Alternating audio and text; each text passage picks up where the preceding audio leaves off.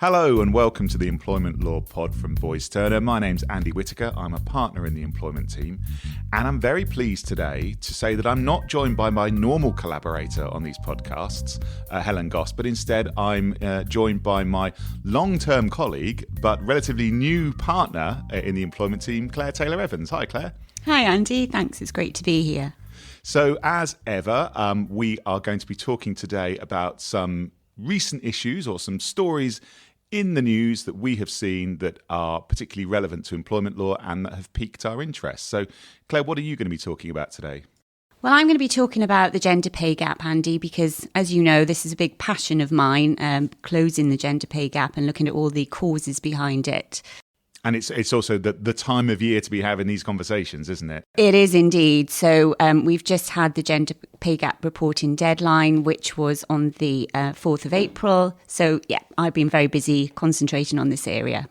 And after we've spoken about that, I'm going to be talking about Rishi Sunak's recent speech about sick note culture and some proposals to move sick note provision away from GPs to a potential third party.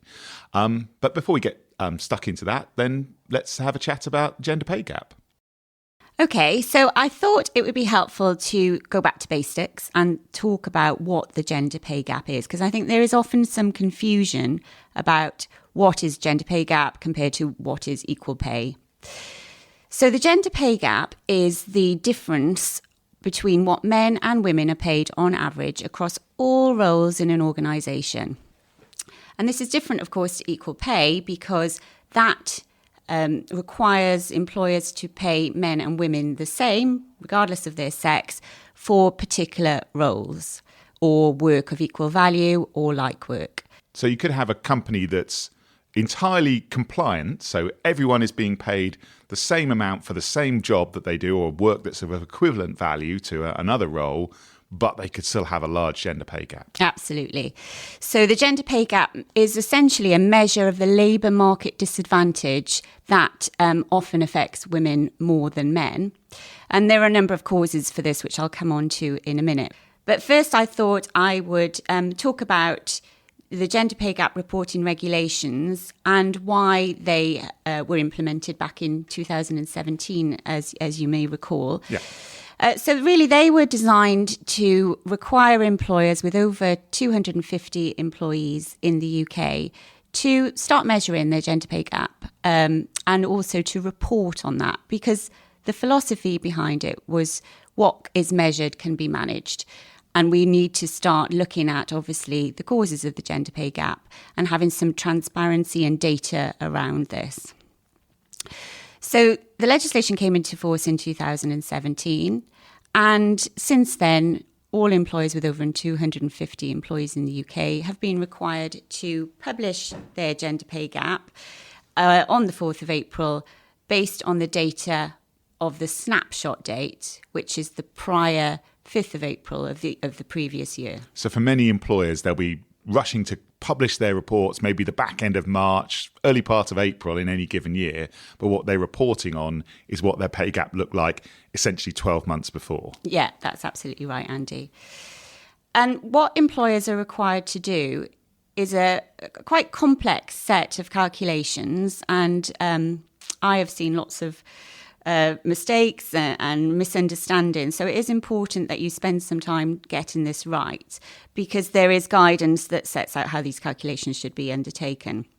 And essentially, employers have to look at hourly rates and the difference in average hourly rates between men and women. And the reason for requiring employers to publish the median hourly rate difference is to show the midpoint. For example, if you were to have someone at the top of the organisation who was paid highly, but then the majority of the employees in the organisation were at the lower end of the scale, the average would be skewed, if you see what I mean. It's kind of trying to iron out those anomalies, isn't it? And Absolutely. Get a better average, yeah. Absolutely. They're also required to publish and analyse the difference between their bonus pay gaps, and also show where men and women feature in quartiles across the organisation. So there's the upper quartile, so those are paid at the top levels in the organisation, the upper mid, the lower mid, and then the lower quartile. And as I say, this analysis must be undertaken every year and published on not only the government website, but also the organisation's website. Excellent. Okay, so I think there's been some reasonably qualified good news this year about average pay gaps in the UK. Is that right? Yeah, there is good news. So the gender pay gap in the UK is the smallest that it's been since the gender pay gap reporting regulations came into force in 2017. But even with that relatively good news, based on the current rate of change, we're still not going to see the gender pay gap closing until 2051. Yeah. And women still earn 91 pence for every £1 a man earns. So there's still quite a long way to go. 86.3% of employers have pay gaps in favour of men as well. And I suppose there are many societal factors that influence this. So whether we're talking about issues around education and boys and girls being encouraged, or maybe just society expecting them to concentrate on certain subjects that can potentially result in shortages in certain professions, that might mean certain sectors or industries find it difficult to recruit into their businesses, and that can affect it. There are also issues around maternity and childcare and the unequal burden that is placed upon women. Again, a societal issue to some extent, but also structural in some places as well, especially in terms of how childcare is provided and rights within a workplace sometimes. And then there's issues around the costs of childcare as well and how that can impact upon things. But notwithstanding all of those societal issues, there's still lots that businesses can do, isn't there? Yeah, absolutely. And I think some of the issues you just touched upon there, Andy, I'd just like to explore perhaps a bit more. Yeah, of course, yeah. So I think the causes of the gender pay gap are really many and varied. The first, as you say, Andy, is boys and girls are encouraged at a young age into different subjects. Boys more than girls will generally study science, technology, engineering and maths-based subjects. And this then translates later on into the workplace because those roles are generally higher paid. Women's representation in areas such as care and retail is higher. What is most interesting is that men and women, when they enter the workforce, the gender pay gap is relatively minimal between them. So they progress at comparatively the same level. But then the gender pay gap becomes much more pronounced after the age of 40, which reflects the fact that women will take time out to have children and often then are limited in some way in relation to childcare and their obligations.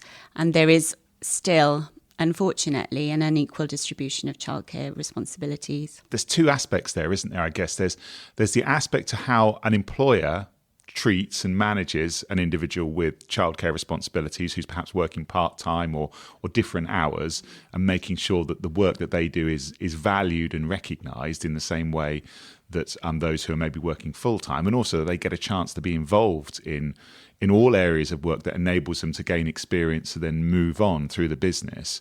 But then there's also sometimes attitudinal changes for an individual who maybe has that burden of, we keep saying burden, I mean, obviously, we've both got kids. It's a joy, it's a constant joy, but you have those responsibilities of childcare.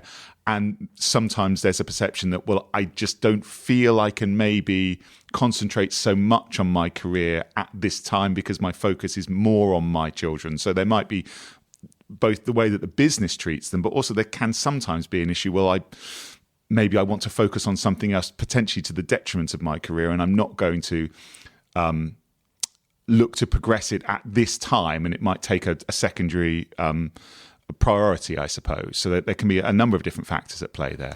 Yeah, I think that's absolutely right. I mean, I think there is still an expectation from society that women or mothers should be at the school gates. Society doesn't, and employers still don't embrace the fact that men can just drop their work at 3:00 and go and do the school run.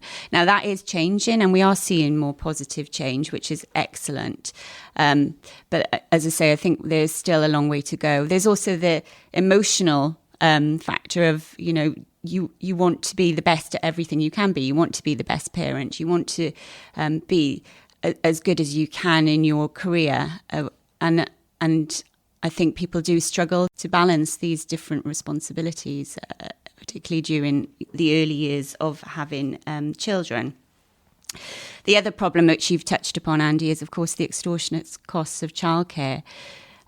What is interesting, I was looking before we started this podcast at Iceland, and there's many lessons we could learn from Iceland, because they actually have a very minimal gender pay gap, and that's largely due to the fact that they invest heavily in subsidised childcare for their employees, and they have a much more favourable distribution of parental leave policies than the UK does. They are a real success story, as is Slovenia and Luxembourg.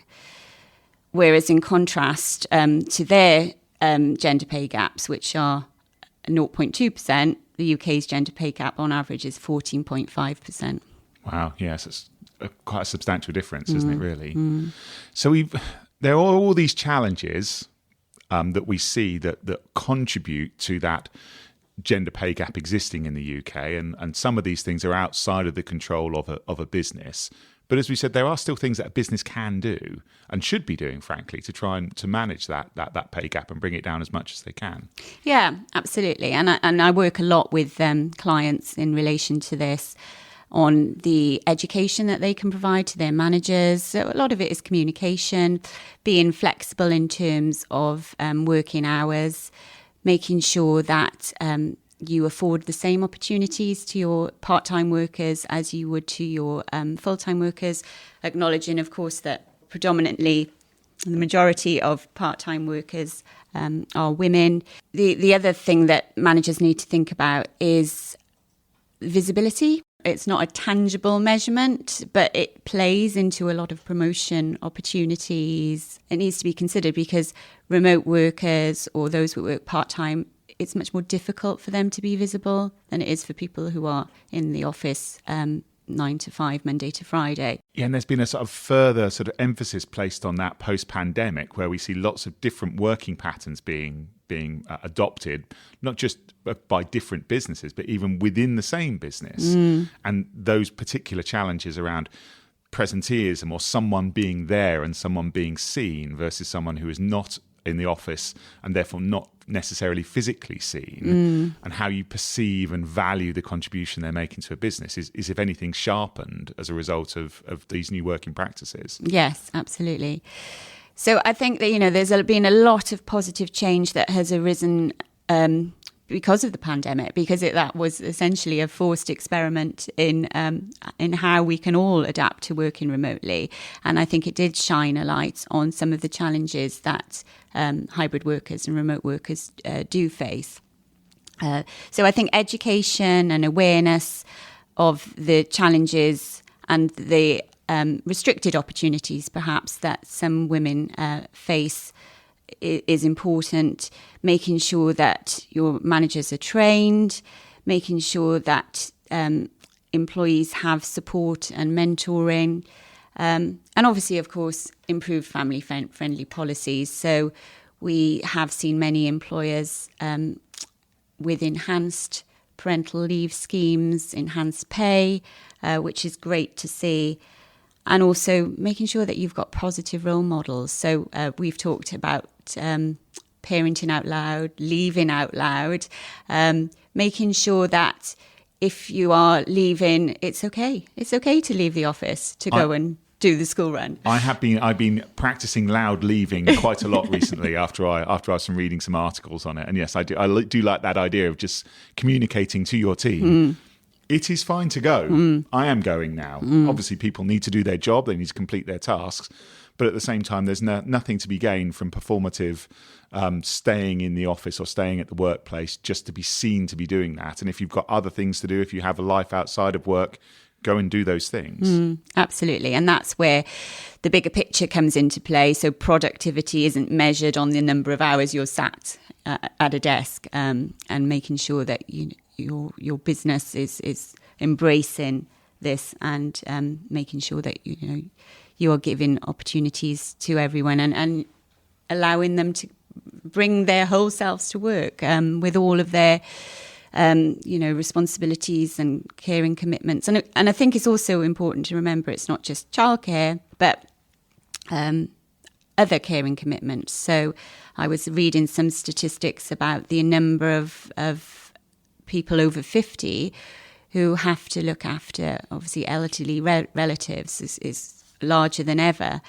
And that as well predominantly falls to the female. So you see, even when women get past the childbearing years and the difficult years of juggling childcare responsibilities, then they have to factor in perhaps looking after elderly relatives, and that then will play into self-imposed limitations on the hours they can do, the opportunities that they can take, and also how far they decide they want to push themselves in their careers. And you can see how that can self-perpetuate. So you can see how a couple with some children, again, societal pressures or whatever, for whatever reasons, the woman in that relationship decides to prioritise the childcare and decides that they will work part-time or they will reduce their hours, while the male partner continues in their career unchecked, carries on doing their hours, does what they want to do. And then, even as you say, when the woman then comes out of those initial years where there's such a larger burden of the childcare responsibility, then when an elderly parent or relative falls ill, well, it's the person who does that and who has done that before, and maybe who then hasn't necessarily progressed in their career in the way that their partner maybe has, that, well, they're just the natural choice to do it, aren't they? And so you can see how that can simply just continue to perpetuate those particular obligations. Yes, because of course it makes more sense, because the person with the higher earning potential in that situation would be the man. So it makes financial sense as well for the woman to take on the additional caring responsibilities. And I think the other thing to think about is that the workplace wasn't designed recently. So the world of work was designed back in the 40s, when the family unit was completely different to how it is today. So in most family units now, both parents have to work or choose to work. And yet the workplace is still functioning to some extent as it did back in the 1940s. And that obviously causes challenges. In terms of the future, I think this issue is obviously gaining momentum. It is obviously very important for businesses to ensure that they are embracing equality, diversity and inclusion. And, women account for 50% of the talent. So it's really important for a business that you retain and attract women to your workplace, and that they can reach their full potential. I'd also say that in Europe, the Pay Transparency Directive is to be implemented by 2026. And whilst in the UK, the gender pay gap reporting regulations currently really don't have teeth. So if you do have a pay gap, all you're required to do is publish it. You can choose to publish a narrative as well to set out how you're going to address that pay gap. That could have indirect impacts, couldn't it, around recruitment and retention and that sort of thing, but there's no financial penalties, for example. Absolutely. So yes, I mean, reputational, etc., that can obviously cause an impact. But in relation to being required to take any remedial steps, there's currently no obligation on an employer to do that. Whereas the Pay Transparency Directive in Europe is much more punitive. So organisations with a pay gap of more than 5% are required to take remedial steps, and there are punitive measures. So I think for the future, we are going to be influenced much more by Europe. Obviously, currently we're not subject to European directives since Brexit. But I think that there will be pressure on the UK government to look to Europe, and it will influence the future legislation. We also know that Labour is currently predicted to gain power at the next election, and they have set out in their manifesto that pay transparency is a top priority. So I think we can expect future legislation in this area. Yeah, I think with many things in employment law, what happens at the next election may have a considerable impact in the direction of travel. Absolutely. So, Andy, you're going to talk about Rishi Sunak's announcement in relation to fit notes. Yeah, that's right. So recently we had a speech from Rishi Sunak where he spoke about his desire to end sick note culture, as he put it, and also the over-medicalisation of everyday challenges of life. He took the view that good work can improve both mental and physical health. And he feels that one way of doing that is to look to take away the provision of sick notes from GPs to another third party. In the background to all of this, I would suggest is that currently the UK bill for disability benefits sits at about £69 billion. It's a lot of money that's being spent supporting individuals with disabilities. But there's still quite a lot to unpack here in respect of this announcement and the background to it.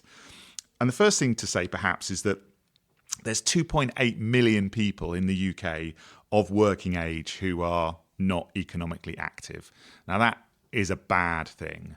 And it's a bad thing for lots of different reasons. Yeah, we could look at things like tax take, for example, through national insurance and PAYE. If people aren't working, they're not earning, those taxes aren't being paid. But also we see the impact on the need to bring people into the UK. There's obviously an ongoing discussion about immigration, both legal and illegal, but we know from our colleagues who specialise in immigration law that many sectors have felt the need to bring workers in from outside of the UK to meet labour shortages in their particular sectors. And actually the ONS back in January provided a report which suggested that over a third of UK businesses have stated that they are experiencing labour shortages. And we know that the number of workers in the UK has declined by about 500,000 post-Brexit. Now, some of that's, and post-pandemic, so some of that is Brexit related. We've seen European workers who might have otherwise qualified to live in the UK going home and less of an influx of people coming through that route. We've also seen people becoming economically inactive through early retirement, people just choosing that they, post-pandemic, they just, they see their life differently and therefore don't want to work. And we also see instances of long-term sickness absence, and that is certainly an issue that factors into those missing employees, if you like. Now, this is an employment law podcast. It's not a politics podcast, so I don't want to get too deep into the arguments around what's causing the large number of sickness absences. But there are points to make, I think. We know, and anyone who's tried to access NHS services over the last few years is aware of long waiting times. And of course, those long waiting times to get treatment, whether it's physical or mental ill health, that can restrict your ability to get back into the workplace and be economically active. There's also there's delays in access to work payments. And these are payments that are designed specifically to provide individuals the ability to get back into the workplace by providing some funds to enable to make adjustments. So there are those factors that are at play here. And also, we need to be careful about conflating issues around sickness absence and disability benefits as well. And so when Rishi Sunak was talking about ending sick note culture and that kind of thing, it's important to remember that actually statutory sick pay in the UK is pretty low comparatively when we look at the rest of Europe especially. And also UK workers take fewer days sick leave than workers in France, Germany, or the United States, for example. So it's not necessarily the case that we have lots of people who are in jobs but are taking more time off work for sickness absence than is experienced by comparable economies. But we nonetheless recognise that we do have a large disability benefits bill, I should say. We do have a large amount of the population who are not working, who are economically inactive. And we know that there are many people who would like to work who are unable to work. So putting all of that together and thinking specifically about the proposals that were made or the suggestions made by the Prime Minister around changing who provides sick notes, First of all, of course, he indicated that this is something that will be considered and legislated upon in the next Parliament. And as with your discussion about gender pay and many things we've spoken about on this podcast over the last few months, obviously a lot will depend upon the colour of the government in the next year or so. So this may be something that the Conservatives are mooting pre-election, but whether or not they'll still be in government to implement it remains to be seen. And what are the GPs making of all of this? GPs have given some tentative endorsement to these proposals, and that's really around, I suppose, a workload and burden and the pressures that they are under. Again, I spoke earlier about accessing NHS services in the UK. We know that it can be at times difficult to get a GP appointment, and we know that GPs are very, very busy. And therefore, asking them to provide sick notes for those who are unwell is a burden. We've used the word burden a lot this morning, but it's something that it is a requirement for them to do. So removing that responsibility and that obligation can potentially free them up to do other things. So that's potentially a benefit, and GPs who've been asked about these proposals have highlighted, and that said, this might free us up to do other things. And it's also the case that GPs are the front line of the NHS, and they're the ones that have the most persistent and frequent contact with their patients. And therefore, they're most likely to know those individuals better and understand their history, what they've been through, what their medical history looks like, and therefore are in a decent position, perhaps, to give advice on what individuals potentially can and can't do in the workplace. But I know that it's some advice that we give to our clients on a regular basis around the ability to get second opinions for our employees. Because, and I'm sure this is an experience that you've seen as well, Claire, that when you're seeking to manage individuals with persistent ill health, the notes that you get from GPs are not always as helpful as you would want them to be. And again, this is no criticism whatsoever of GPs who have already sort of recognised the pressures and the burden they're under, but also individuals can do very specific and technical roles, and the obligations placed upon them can be unique and challenging as well. And so it's quite a lot to ask a GP to be able to apply their understanding of that individual's particular health condition and the specifics of the particular job that they undertake, and give detailed and constructive advice about what an individual potentially can or can't do, or whether it means that they can't return to work at all at that time. And so it's in that context that we do encourage our clients to ensure that they have in their contracts, for example, the right to take a second opinion and the right to oblige their employees to consent to getting that second opinion.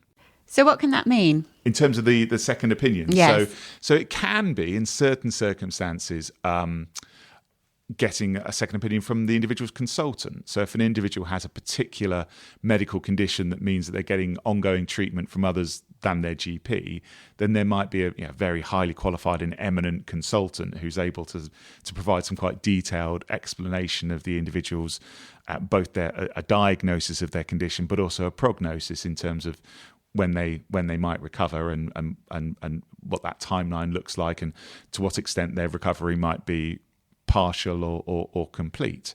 But the other way of getting a second opinion is through occupational health. And is that Mr. Sunak's plan? So it's interesting because, as with many of these things, there's a speech given and a direction identified, but obviously because of the nature of a speech, not necessarily a specific detail worked out as to exactly how that would work, other than the fact that it might be an independent third party who would be providing that advice.